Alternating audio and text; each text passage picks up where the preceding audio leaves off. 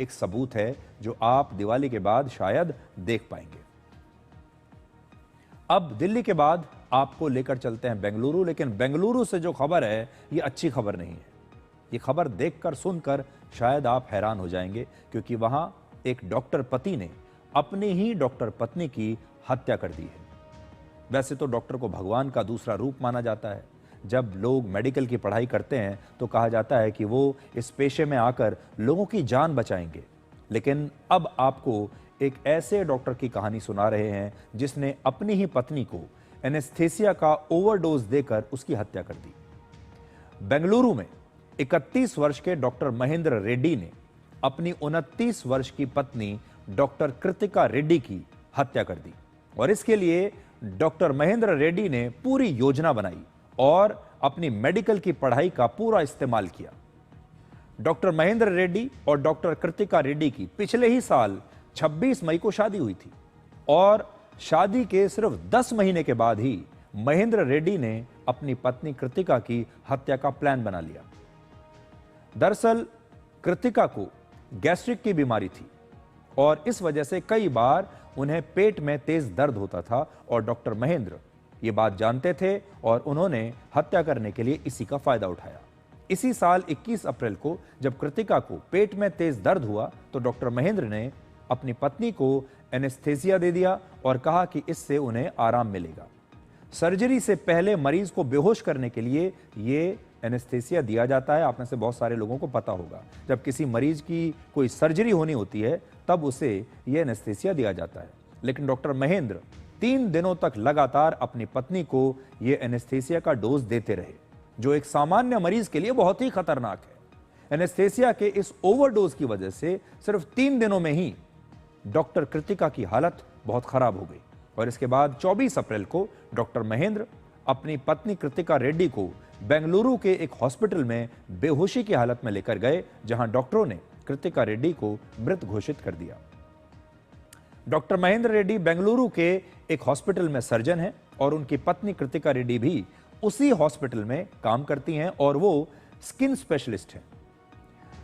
अब तक इस मामले में हत्या की 3 अलग अलग वजहें बताई गई हैं कि यह हत्या 10 महीने के अंदर ऐसा क्या हुआ जिसकी वजह से ये डॉक्टर अपनी पत्नी की हत्या करने पर तुल गया। पहला तो यह है कि शादी से पहले कृतिका के परिवार ने कृतिका की इस बीमारी की बात को छुपाया, जिससे लेकर महेंद्र नाराज था। दूसरा, डॉक्टर महेंद्र कृतिका के पिता से एक नया हॉस्पिटल बनाने के लिए पैसे मांग रहा था, और पैसा न मिलने से वो कृतिका के परिवार से नाराज था। यानी एक प्रकार से आप समझ सकते हैं कि वो दहेज में एक हॉस्पिटल मांग रहा था ताकि वो अपना हॉस्पिटल बना सके। और तीसरा एंगल इसमें यह भी बताया जा रहा है कि हो सकता है कि इसमें एक एक्स्ट्रा मैरिटल अफेयर का भी कोई एंगल हो सकता है। डॉक्टर महेंद्र किसी और को पसंद करते थे।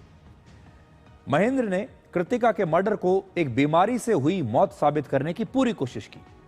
महेंद्र ने पोस्टमार्टम न कराने की जिद की, लेकिन पुलिस ने इस पोस्टमार्टम को कराया, और पोस्टमार्टम की रिपोर्ट से इस बात की पुष्टि नहीं हो सकी कि यह मर्डर है। कृतिका के पिता और बहन दोनों डॉक्टर हैं, और उन दोनों को कृतिका की मौत पर काफी डाउट था, उन्हें संदेह हुआ। उन्होंने पुलिस में अननेचुरल डेथ का केस दर्ज करवाया और कृतिका के विसेरा की जांच की मांग की दोबारा से। इसके बाद पुलिस ने जब दोबारा से जांच की तो 14 अक्टूबर को एक नई रिपोर्ट सामने आई। कृतिका का जो जांच की गई उसमें कृतिका के शरीर के अंदर प्रोपोफोल नाम की एक दवा मिली, जिससे मरीजों को बेहोश किया जाता है, और पुलिस के मुताबिक एनेस्थेसिया की ओवरडोज से ही कृतिका की ये मौत हुई। The postmortem report was also inconclusive because the viscera was sent. All these reports which came recently that there is an excess use of propofol, which is a sedative which is used in anesthesia. After that, the person has died. So the evidences which have been collected till now point out to the hand of her husband, because he was the person who has brought brought her to the hospital initially and had never complained of what happened.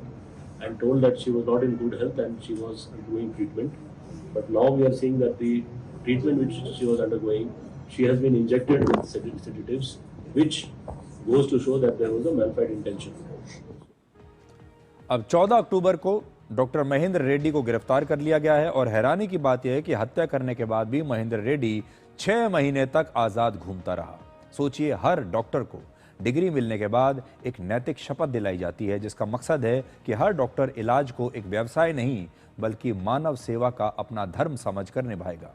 लेकिन शपथ लेने के बाद भी बेंगलुरु के इस doctor ने दुनिया के सबसे पवित्र पेशे को बदनाम कर दिया। और डॉक्टर महेंद्र को डॉक्टर बनाया गया था लोगों की जान बचाने के लिए, लेकिन उसने अपनी ही पत्नी की हत्या कर दी।